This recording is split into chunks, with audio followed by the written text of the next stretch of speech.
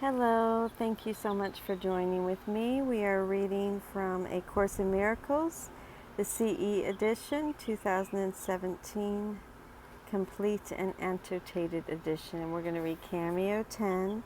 Today is day 22.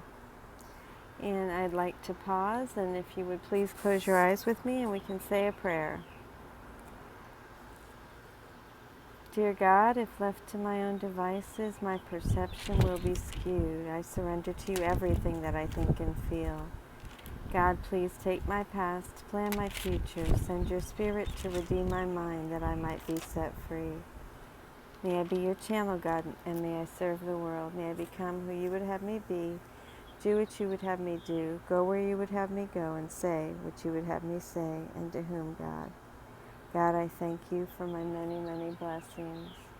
Please help me to set aside everything I think I know about A Course in Miracles, about you, about myself, God, and about others. Please enable me to have an open mind for a new experience with A Course in Miracles, you, myself, and others, God, this entire world.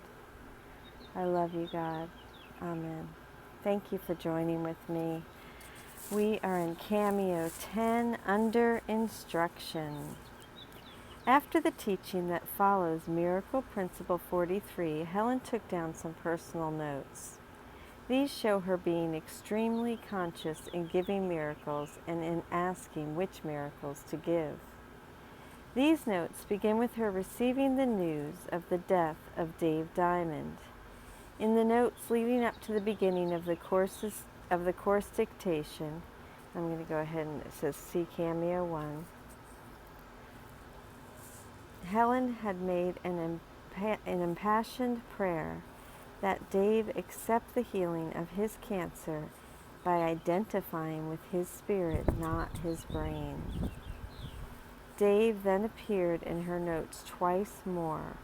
Right after taking down the first 3 miracle principles, Helen was thinking about how impossible the healing of Dave's cancer seemed, and Jesus asked her to remember point 1. All quotations without page numbers in this cameo are from Helen's notes. Throughout the cameo essays, we have corrected spelling errors in the notes for ease in reading. So Jesus asked her to remember point 1, referring to the first miracle principle, that there is no order of difficulty among them. And as we see in Cameo 9, Jesus approved when Mrs. Albert voiced a very similar sentiment, saying, "You can never tell when God may come and say, 'Get up, Dave,' and then he will." Yet though it may have been possible, Dave's healing did not happen, as Helen now records. Esther called to say that Dave Diamond died. Maybe that was his way of leaving the desert. Jesus had likened the world to a desert and has said the thing to do with the desert is to leave. David loved Esther and Arnie Gold and the children he taught. I don't know about his own children, but I do know from Esther that he did not get along with Terry, presumably his wife. A while back, Esther, told me that Dave would not let her, Terry, into the room and kept telling her to get out. And she just hung around all day in the hallway or the lounge nearby. I went into the room under instructions and spoke to Dave, who was very groggy. Every time he opened his eyes, I said, "We all love you, so don't be afraid." Not aloud. I prayed that he would be able to love everybody in return. This, too, was under instructions. Having been told, I think on great authority, that his only real danger came from lacks in this connection. It is a touching scene. Helen telling Dave out loud, "We all love you, so don't be afraid," and then praying silently that he would be able to love everybody in return. This is how Jesus had instructed her to pray, saying that Dave's only real danger came from not being unloved, but from his own failure to love. I did not visit him on Friday, but I am sure this was right because I was very careful to ask. I was going over, too, after the lecture and was told not to. Perhaps there was no need to know involved, a reference of Jesus' version of the CIA's need-to-know principle, that we are only told how to find peace when we truly want peace. Excuse me. The wind went a little crazy. I am upset about it and I am leaving my notes for a while. I think I'd rather pray just now. Esther said Terry was talking about giving away the baby. I jumped to the conclusion that I was supposed to take her, but that may easily be an indiscriminate miracle impulse. I think I better just stop right now. I think I better just stop now. Helen is being astonishingly careful in asking which miracle she should give. The content of her prayer for Dave, that he be able to love everybody, was under instruction. The visit in which she prayed for him was also under instructions. She did not visit him on Friday because she asked and was told not to, and she was actually on her way to visit him after a lecture when she was told not to. Finally, she wonders if she should take the baby that Terry is considering giving away, but then she realizes that this may not be under instruction. It may be an indiscriminate miracle impulse, an impulse to express love that, though well-intentioned, is not truly guided, and thus not best for all concerned. In this case, the impulse may have been influenced by her desire for a child to fill her sense of lack, something Jesus refers to on a couple of occasions. See Cameo 8 for 1. She now continues. I prayed for Dave and said that whatever miracles I could do for him even now, or any of his family, I would will to do. I also asked Jesus to help Dave with the course. Notice how she corrects her earlier mistake of jumping to the conclusion that she should take the baby. She now broadens her miracle impulse, making it much more general and leaving the specifics up to Jesus. Her new prayer is a variation on the prayer that sparked her earlier experience of revelation. Lord, I will leave my desire to help him in your hands. If you will tell me what to do, I will do it. 4, and that's C Cameo 7. She even asked Jesus to help Dave with the course. That implies that even though Dave is no longer in the body, Jesus can still help him learn that crucial lesson of loving everybody in return, via the same principles that he is imparting to Helen. Then I was told to go in and visit with Jonathan, her husband Louis, and pray for him, particularly if he was asleep, which he was. It was the only time so far I prayed intensely for him. When this happens, I am strongly aware that I am not praying alone. We told Jonathan that he should forget about the Alexandrian Bible and library, where the Bible comes from. We told Jonathan that he should forget about the Alexandrian library and all the rest because it does not matter.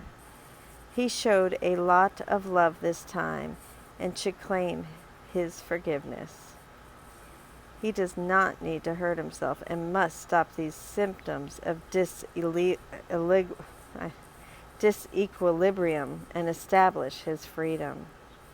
He woke up and said he was feeling better but hungry. Now Helen is told to pray for her husband while he sleeps. It's as if during his sleep, the wall of his conscious defenses comes down, allowing her to get a message through to a deeper level of his mind. Interestingly, she had earlier written down the same idea in regard to praying for Dave.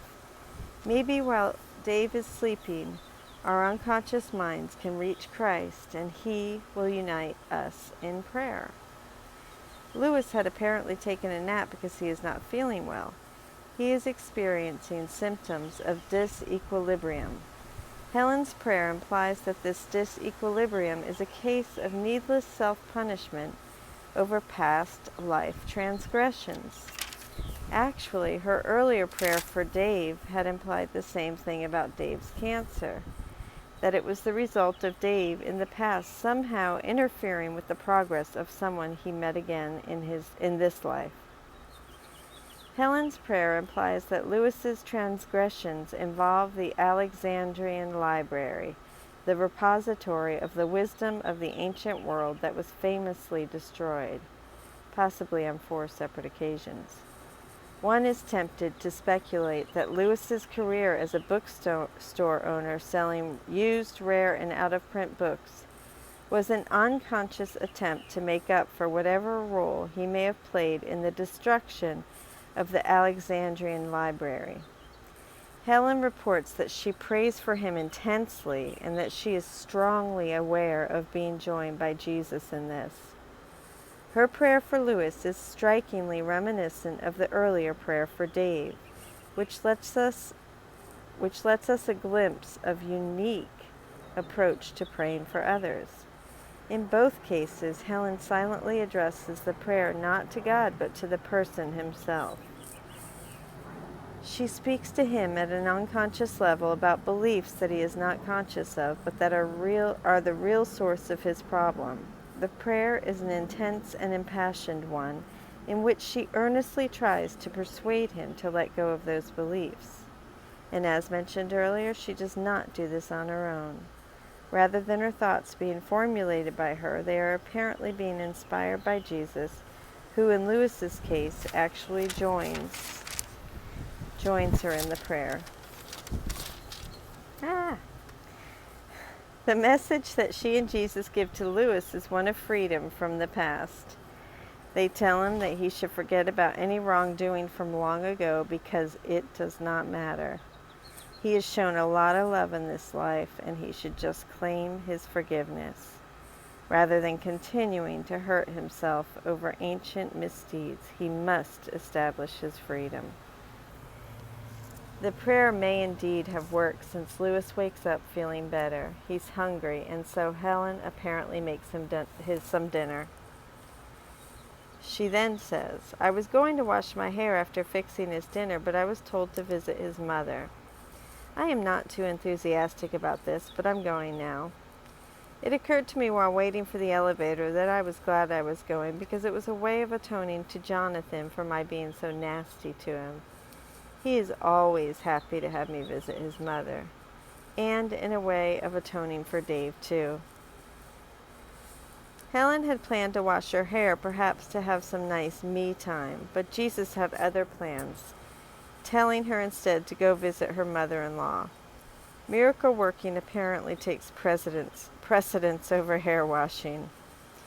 She is understandably not too enthusiastic about this, but to her credit, she goes anyway. Then, while waiting for the elevator, she has a surprising change of attitude. She decides she is actually glad to be going, since it is a way of atoning to her husband for my being so nasty to him. This does not mean that she is paying off a debt through enforced labor. In this early material, atonement often takes the form of wiping away the past by giving love where we once gave hate. The light of love in the present shines away the imaginary darkness from the past. Thus, as the workbook will say later, each gift we give a brother allows a past mistake to go and leave no shadow on the holy mind our Father loves. Then Helen has an additional thought. Visiting with her mother-in-law doesn't just atone for her own past lovelessness, it atones for Dave's as well. But how can her actions atone for Dave? At this point, Jesus apparently steps in and explains why. The impersonal nature of miracles is because atonement itself is one. By being one, it unites all creations with their Creator. Miracles arise from a miraculous state of mind.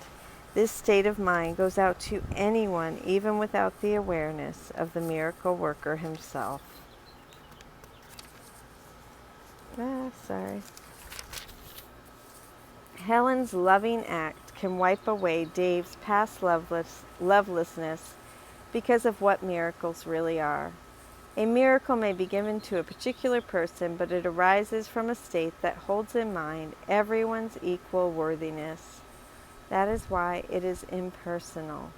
It goes out to someone not because of anything that is personal to her. It goes out because of the universal in her.